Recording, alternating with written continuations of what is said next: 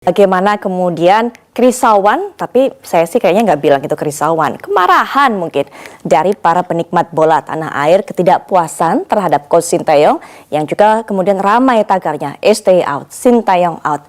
Ingin dipecat Sintayong dari timnas Indonesia ini setelah kemarin gagal meraih kemenangan dari Jepang.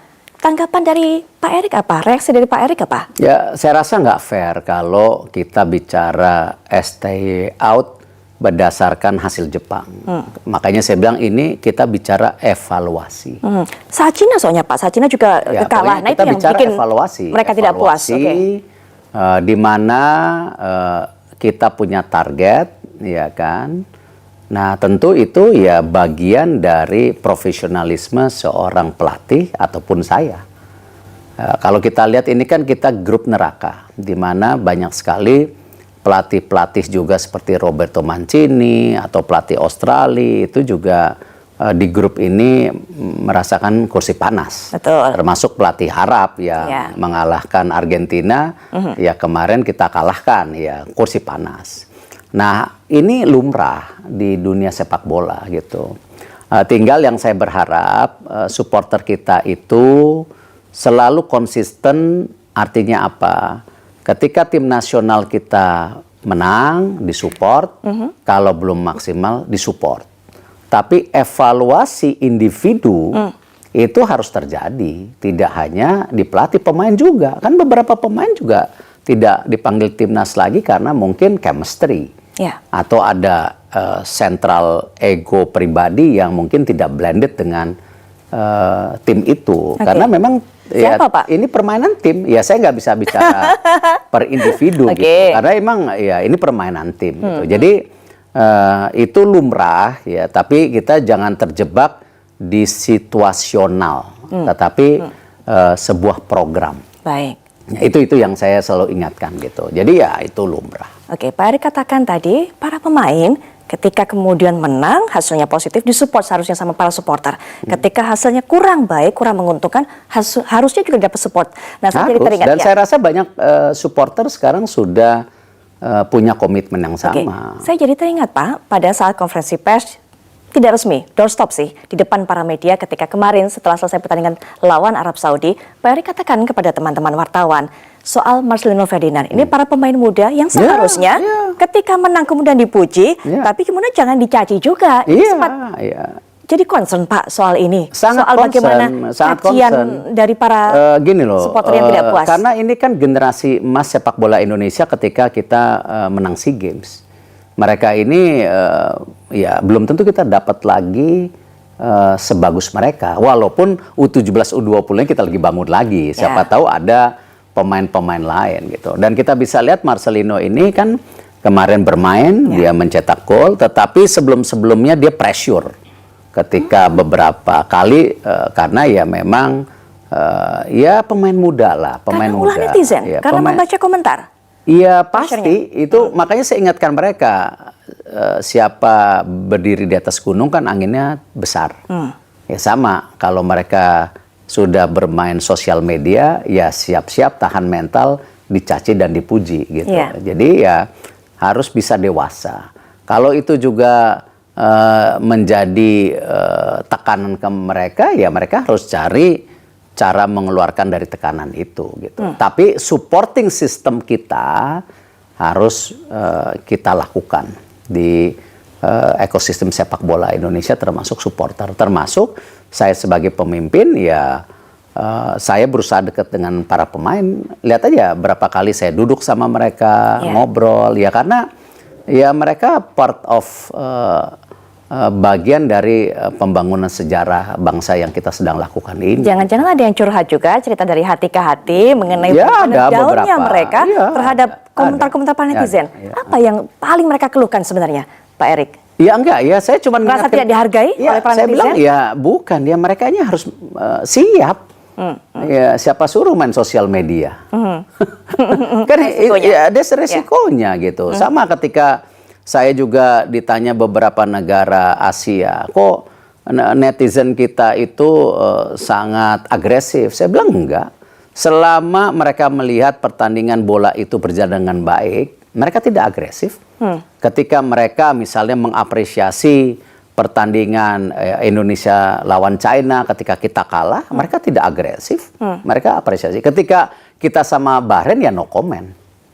Ya, itu kan itu bagian dari bangsa kita yang memang demokrasi. Ya itu murni. Bahkan ketika saya pun misalnya tidak mendeliver job saya, ya saya akan terkena. Jadi mereka harus ngerti. Jangan dilihat kacamata mereka. Kulturnya mereka sama kultur kita beda. Kita negara demokrasi gitu. Saya juga tergelitik saat Pak Erick katakan ada pemain yang nggak dipanggil, ada pemain yang egonya cukup tinggi, cukup individunya terlihat sehingga nggak bisa ngeblend di tim. Nah, apakah kemudian ini juga salah satu faktor kenapa Eliano Reinders kemarin tidak dimasukkan dalam daftar starting di pertandingan sebelumnya, Pak? Bukan saat pada lawan Arab Saudi. Enggak. Baru ketika kemudian para netizen ataupun juga para supporter bertanya, baru masuk daftar. Enggak. Kalau saya nggak ngeliat seperti itu. Saya ini proper. Ya, semua perekrutan pemain naturalisasi baik U17, U20, baik yang perempuan dengan coach Mochi, dengan coach saya sangat transparan.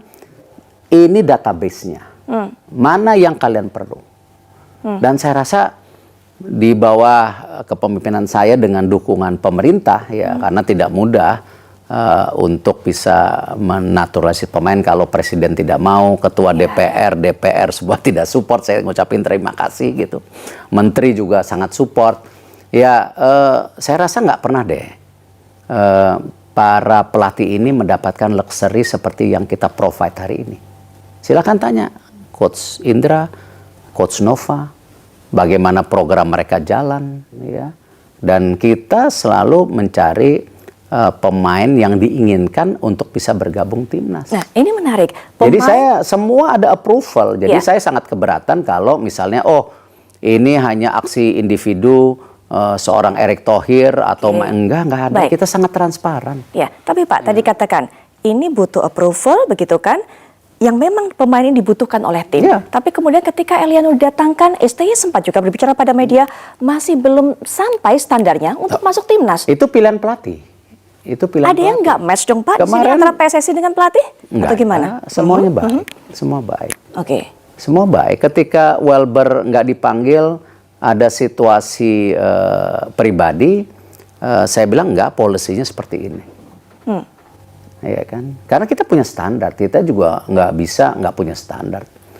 Saya sangat sistematik orangnya. Ya, jadi saya percaya kalau kita mau sustain di segala hal itu mesti ada leadership yang baik dan ada SOP sistem yang baik. Itu harus jalan beriring. Percuma kita punya sistem tidak punya leadership. Atau hanya leadership tidak punya sistem, pasti absolut korup. Ya, ini yang sama yang kita bangun di sepak bola nasional ini, semua ada sistem dan SOP-nya. Semua ada perbaikan struktur, perbaikan tata kelola, dan tetapi ujungnya harus profesional dan transparan sehingga publik bisa menilai.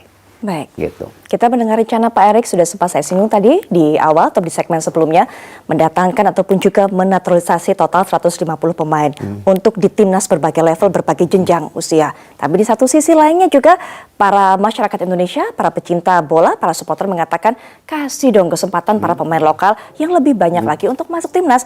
Jangan hanya naturalisasi. Sesaat lagi. Apa sih dapurnya timnas? Apa sih dapurnya dari rencana mendatangkan para pemain naturalisasi untuk bisa memperkuat tim nasional Indonesia di berbagai level?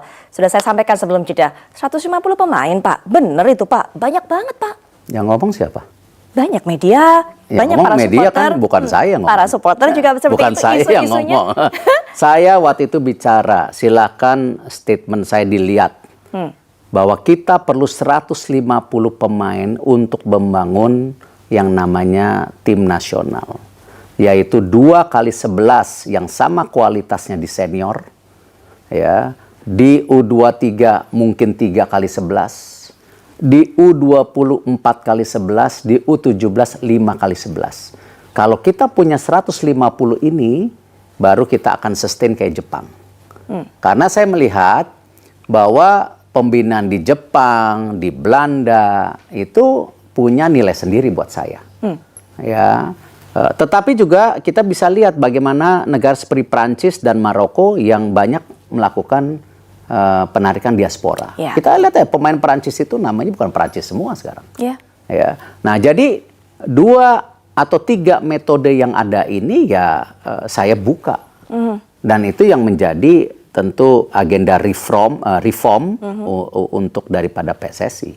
Jadi kita perlu 150 pemain. Coba kita lihat misalnya. Kalau di U20 kita, ya kita belum punya 4x11. Silahkan tanya Coach Indra. Ya, di Coach Nova kita belum punya 5x11 pemain. Even tim nasional kita yang hari ini 2x11 aja belum. Nah artinya apa? Untuk mengisi posisi-posisi ini ya dari mana? Ya tadi pembinaan secara kontinu dari grassroots ataupun ada yang namanya quick wins yang kebetulan tidak melanggar aturan FIFA. Ya. Di mana aturan FIFA itu jelas bapak ibu nenek kakek. Tetapi itu pun ada doorstop kita. Doorstopnya apa? Klub, no money. Semua based on naturalism. Based on nationalism. Ya. Jadi ya orang-orang ini kita dorong ya memang ya kita lihat bagaimana misalnya Kevin Dix kemarin main terus cedera. Dia ada risiko besar loh. Gajinya dia di klub berapa? Nah, dia ini nanti summer dia boleh pilih bebas bermain di klub mana. Dia punya valuasi yang tinggi. Dan mereka dia mengorbankan cedera. J. Indes tadi malam habis main langsung berangkat. Ya, saya dengar Jadi kabarnya. tolong nilai juga pengorbanan mereka gitu. Jangan hanya ngelihat dari sisinya diaspora lokal. Saya nggak suka ketika dibanding-bandingkan antara diaspora dan lokal. Sama. Bangsa kita masa kalau ngelihat bangsa lain langsung waduh. Kenapa? Kita bangsa besar kok. Kita juga harus merasa kita setara dengan mereka. Oke. Nah, jangan kita gara-gara penjajahan yang sekian lama yang dirasakan bangsa kita ataupun karena dijajah Jepang, dijajah Portugis atau Belanda, kita merasa kita langsung tidak setara.